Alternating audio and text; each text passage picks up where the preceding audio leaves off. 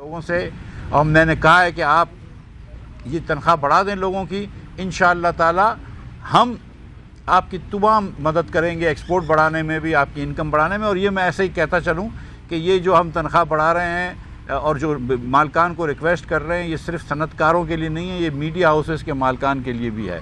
تو یہ میں ایسے ہی گوش گزار کرنا چاہتا ہوں میڈیا ہاؤسز کے مالکان کا کہ وہ بھی چاہیں تو بڑھا سکتے ہیں. 10% ہماری بڑی ریکویسٹ ہے، اور میں انشاءاللہ تعالی ادھر بھی کمپنسیٹ کر دیں گے، ہم پوری کوشش کریں گے. تیسرا جو اناؤنسمنٹ کیا تھا وہ آپ جانتے ہیں کہ مارچ میں حکومت کے افسران کی تنخواہ گزشتہ حکومت نے بڑھائی تھی، لیکن انہوں نے پینشن نہیں بڑھائی تھی. اور پینشن ظاہر ہے کہ جو حکومت کے لوگ کام کر رہے ہوتے ہیں وغیرہ، اکثر وہ بیچارے سائٹ پہ ٹیوشن پڑھا رہے ہوتے ہیں، دوسرا کام کر رہے ہوتے ہیں گھر چلانے میں. لیکن جو ریٹائرڈ لوگ ہوتے ہیں، خاص طور پہ زیادہ ضعیف لوگ ہوتے ہیں، وہ اور کچھ نہیں کر سکتے. تو اس کے لیے 10% ہم نے فل فار پینشن کا اضافے کا بھی اعلان کیا ہے، اور انشاءاللہ تعالیٰ اس سے بھی کچھ زخموں پہ مرہم رہے گا ہمارے بزرگ پینشنرز کا. تو یہ 3 بڑے اناؤنسمنٹ تھے شہباز شریف صاحب کے. کل آپ کو پتہ ہے کہ شہباز شریف کے پہلے دن پہ کراچی ایک اسٹاک ایکسچینج 1700 پوائنٹس بڑھی ہے. 1700 پوائنٹس کا جو اضافہ تھا کل کا، وہ پاکستان کی تاریخ کا سب سے سنگل ڈے بڑا اضافہ تھا. کبھی بھی اتنا اضافہ نہیں ہوا ایک دن میں جتنا کل کیا. اور جو حیرت کی بات ہے وہ یہ ہے کہ جس دن بھی اتنا اضافہ ہوتا ہے، اس کے دوسرے دن اکثر تھوڑی سی پروفٹ ٹیکنگ ہوتی ہے اور مارکیٹ کم ہوتی ہے. لیکن آج پھر مارکیٹ جو ہے وہ 333 پوائنٹ ایکچوئل اوپر بند ہوئی ہے، جس کو لیکن وہ آخری ایوریج کرا تو انہوں نے 270 پوائنٹ پہ بند ہوئی ہے. تو آج بھی اللہ تعالیٰ کی مہربانی سے مارکیٹ اوپر بند ہوئی ہے. کل ڈالر جو تھا وہ نیچے آ گیا تھا، 190 کی جو سطح پہ ڈالر تھا وہ نیچے آ کے 183 روپے، 182 روپے 80 پیسے 90 پیسے پہ بند ہوا ہے کل شام میں. آج کی خبر یہ ہے کہ وہ جو 90 پیسے تھے وہ بھی اڑ گئے ہیں. دن میں 181 روپے 50 پیسے پہ بھی ٹریڈ کیا، لیکن اس وقت میں نے آخری چیک کیا ہے تو 182 روپے 3 پیسے پہ تھا. تو آج پھر 90 پیسے ٹوٹا ہے. تو اللہ تعالیٰ کی مہربانی سے جو پاکستانی عوام ہے اس کو یہ بڑا کانفیڈنس ہے کہ وہ شہباز شریف کی حکومت میں یہ معاشی پاکستان کا معاشی مستقبل روشن ہوگا اور بہتر ہوگا. میں جو شہباز صاحب نے بھی کہا کہ ہم مایوسی نہیں پھیلانا چاہتے، لیکن کچھ چیزیں آپ کی گوش گزار کرنا بہرحال ضروری ہیں تاکہ یہ ریکارڈ کی درستگی ہو جائے.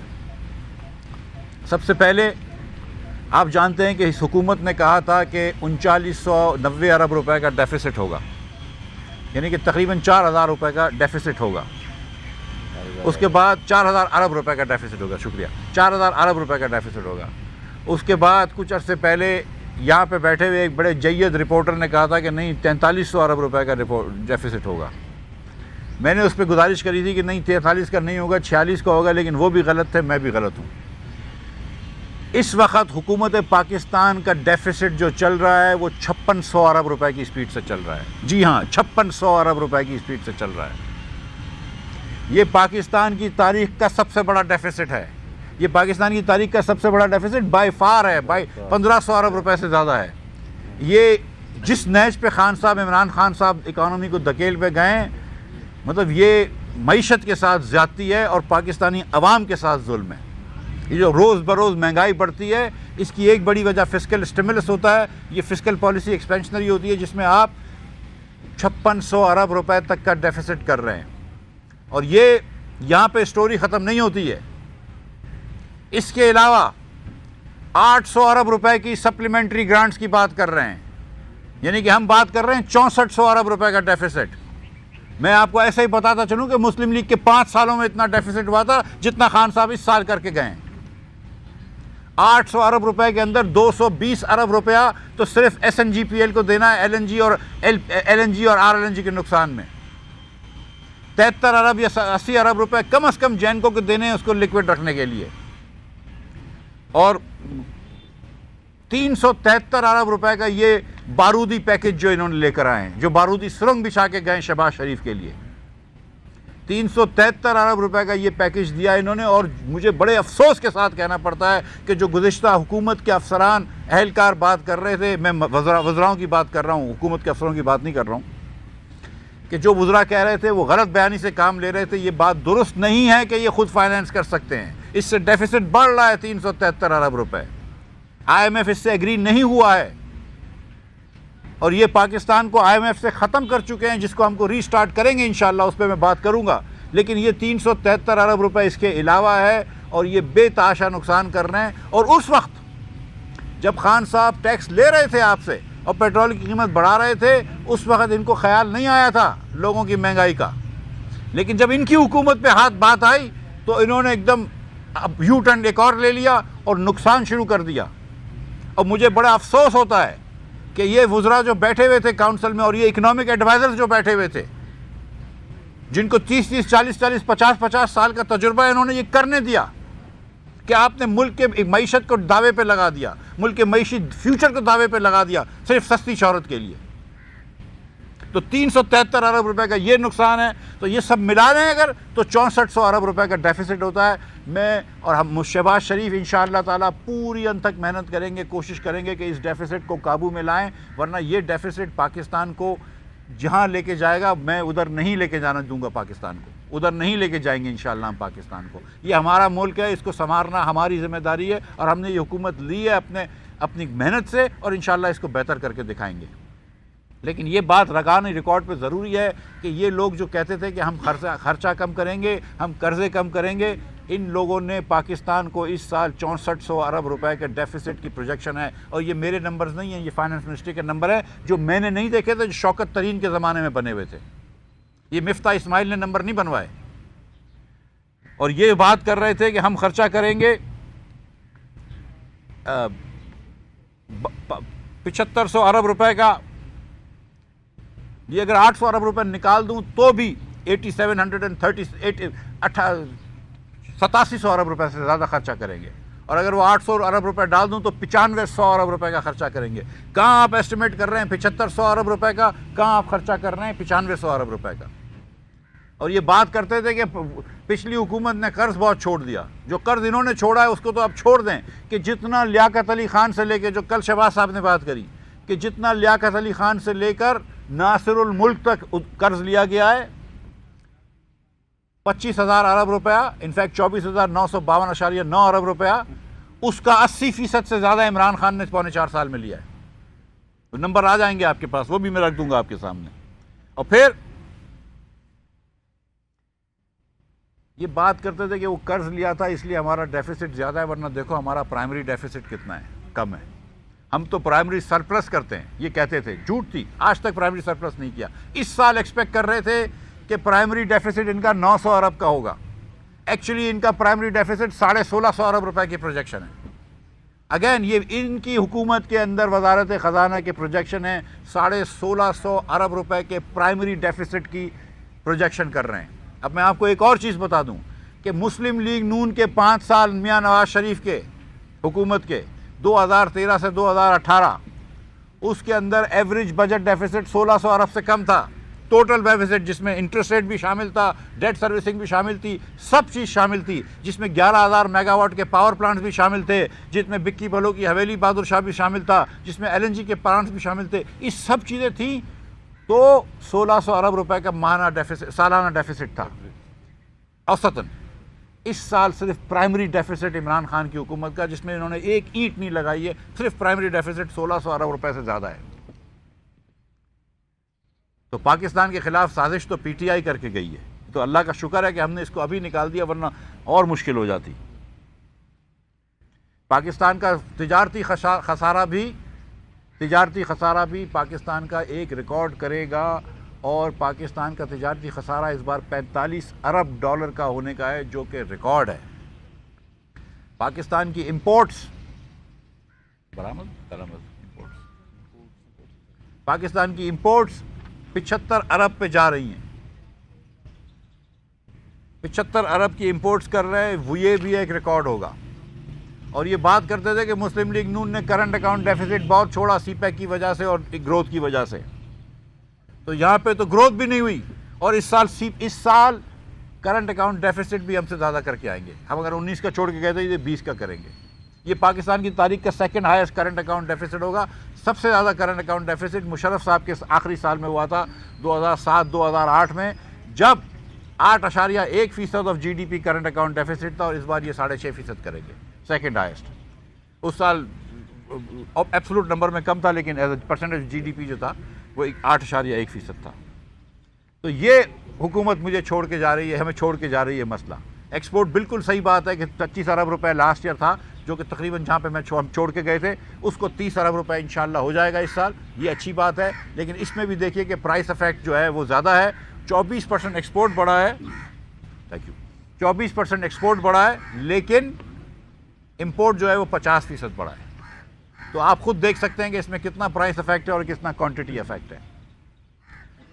اور کیونکہ کرنٹ اکاؤنٹ ڈیفیسٹ اتنا زیادہ ہے, لہٰذا کرنسی کے ذخائر کم ہو رہے ہیں. صرف پچھلے ماہ $500 کروڑ کی کمی آئی ہے کرنسی کے ذخائر میں, بیرون ملک کی کرنسی کے ذخائر میں, زر مبادلہ کے ذخائر میں, سوری, $500 کروڑ ایک مہینے میں کمی آئی ہے, which is the largest single decrease in foreign exchange reserves in the history of Pakistan. I can say without fear of contradiction. From February 4 to, from March 4 to end of March, first week of April. ہمارے لیے اب اس گرتی ہوئی ذخائر کو, بین الاقوامی کیا بولتے ہیں اس کو, زر مبادلہ کے ذخائر کو استحکام دینا اور اس کو بڑھانا سب سے زیادہ ضروری ہے. یہ جو اس وقت آپ کو کچھ کافی $100 کروڑ میں چھوڑے, اس نمبر میں نہیں جاتے, اگلے سال آپ کو $30 بلین کی ضرورت ہے. اس سال بھی آپ کو ریمیننگ پیریڈ کے اندر کوارٹر میں کافی پیسوں کی ضرورت ہے جو واپس کرنے ہیں. وہ ہم کر لیں گے انشاءاللہ تعالیٰ, وہ ہم سب کر لیں گے, آئی نو. لیکن ان چیزوں کے لیے آئی ایم ایف ضروری ہے. آپ نے جو لکھ کے دیا ہے آئی ایم ایف کو, آپ نے اس کے وعدے وعید کی تو خلاف ورزی کری. جو لکھ کے آپ نے دیے تھے ایگریمنٹ, ان کی بھی خلاف ورزی کری. کوئی ضرورت نہیں تھی یہ ایمنسٹی دینے کی بزنسز کو, کوئی ضرورت نہیں تھی. آپ نے بس آخری میں یہ کہ چلو جاتے جاتے اپنے انڈسٹریلسٹ دوستوں کو بھی خوش کر دو, آپ نے اپنے ریل اسٹیٹ دوستوں کو تو خوش کر دیا تھا, ایک اور ایمنسٹی اٹھا کے دے دی. یہ عمران خان جو کہ ہمیشہ ایمنسٹی کے خلاف بات کرتے تھے, اب انہوں نے ایمنسٹی دے دی. اور کمال یہ ہے کہ دنیا میں ایمنسٹی دی جاتی ہے کہ آپ کی پچھلی انکم جتنی تھی اس کو آپ وائٹ کر لیں. کوئی یہ تھوڑی دیتا ہے کہ اگلی انکم بھی وائٹ کر لینا. انہوں نے اگلی انکم کی وائٹ, مطلب ریل اسٹیٹ کی انہوں نے کیا, اگلے 2 سال تک آپ کرتے رہے, آپ چوری کرتے رہے, آپ کو ہم نے وائٹ کر دیا. تو بھائی کہاں سے پیسے آئیں گے پھر؟ تو میں اب تو پہلے کاؤنٹ کر رہا ہوں کہ وہ, میں عمران خان سے ریکویسٹ کرتا ہوں کہ سر وہ $200 ارب جو آپ نے لے کے آنے تھے اس میں سے کم 50 تو بھجوا دو مجھے, باقی پھر اللہ بڑا ہے. مطلب یہ لوگوں نے نہ صرف کوئی بات پوری نہیں کری, لیکن ہر شعبہ زندگی میں انہوں نے, شعبہ جات میں انہوں نے پستگی لائے ہیں. کل انشاءاللہ تعالی ہم بات کریں گے آپ سے پیٹرولیم کی اور پاور کی, لیکن آج ہم یہ چاہ رہے تھے کہ آپ کے سامنے کچھ چیزیں میں یہ رکھ دوں آپ کے سامنے کہ یہ کیا ہمارے مسائل ہیں. ایک بات اور بھی کرنا چاہتا ہوں کہ انہوں نے پی ایس ڈی پی بھی کم کر دیا, 900 سے 700 کیا, لیکن خرچ انہوں نے صرف 450 ارب روپے کیا ہے. اور یہ بھی فائنینس سے پلاننگ میں گیا ہے, تو میرا نہیں خیال ہے کہ یہ 500 ارب روپے کی اسپیڈ پہ بھی تھے. ہم کوشش کریں گے کہ پی ایس ڈی پی کے اوپر جو پروجیکٹ کے اندر بہت زیادہ تھرو فارورڈ ہے وہاں پہ ہم کم کریں, اور جو پروجیکٹ کے اندر کاسٹ بڑھ جاتی ہے اگر آپ سلو پیسے دے رہے ہوتے ہیں تو وہاں کر لیں. لیکن بہت زیادہ گمبھیر مسائل چھوڑ کے گئے خان صاحب, بہت زیادہ گمبھیر مسائل پی ٹی آئی چھوڑ کے گئی ہے. اور پچھلے 2 مہینے سے جو انہوں نے سوتیلا سلوک کیا ہے حکومت پاکستان سے, معاشیت پاکستان سے, اس کی نظیر نہیں ملتی. جو مہنگائی انہوں نے کی ہے, اور مہنگائی ان کی کون سی تھی کہ ایس پی آئی جو کرتی ہے سینسٹیو پرائس انڈیکس, اگر وہ 15% یا 17% تھا تو جو غریب ترین 20% پاکستانی ہیں ان کے لیے 19% ہوتا تھا. ہمیشہ یہ ہوا ہے. کبھی بھی پاکستان کا اگر عمران خان سے پہلے دور دیکھیں تو ایس پی آئی پہلے طبقے کے لیے, امیر لوگوں کے لیے زیادہ ہوتی تھی, غریب لوگوں کے لیے کم ہوتی تھی. خان صاحب نے یہ بھی الٹا کر دیا. رورل انفلیشن ہمیشہ کم ہوتا تھا, اربن انفلیشن زیادہ ہوتا تھا. خان صاحب نے یہ بھی الٹا کر دیا. فوڈ انفلیشن کو عام انفلیشن سے زیادہ کر دیا, یہ بھی الٹا کر دیا. ہر جگہ انہوں نے غریب کو مارا ہے اور امیر کو آسانی کی ہے. میں چاہ رہا ہوں کہ تھوڑی دیر میرے دونوں بھائی بھی آپ سے بات کریں. مصدق صاحب پہلے آپ بات کر لیں, میں یوں کر دوں یا آپ کریں جیسے آپ. بہت شکریہ جی. میں صرف چند اضافی باتیں آپ سے کرنا چاہتا ہوں. پہلی بات تو میں آپ کو یہ کہنا چاہتا ہوں کہ اگر آپ گھر بھی چلاتے ہوں اور آپ کا خرچہ بڑھ جائے اور آمدن کم ہو تو معاشی بدحالی پیدا ہو جاتی ہے. یا آپ دیوالیہ ہو جاتے ہیں۔ اور اگر آپ یہ مفتاح صاحب نے جتنے بھی آپ کو نمبرز دیے ہیں ان کو سمرائز کریں تو آپ کو پتہ یہ چلے گا کہ ملک کی آمدن کم ہو گئی اور ملک کے خرچے بڑھ گئے۔ کس حد تک بڑھ گئے وہ انہوں نے آپ کو بتایا ہے۔ اس وجہ سے ملک جو ہے وہ معاشی بدحالی کا شکار ہو چکا ہے۔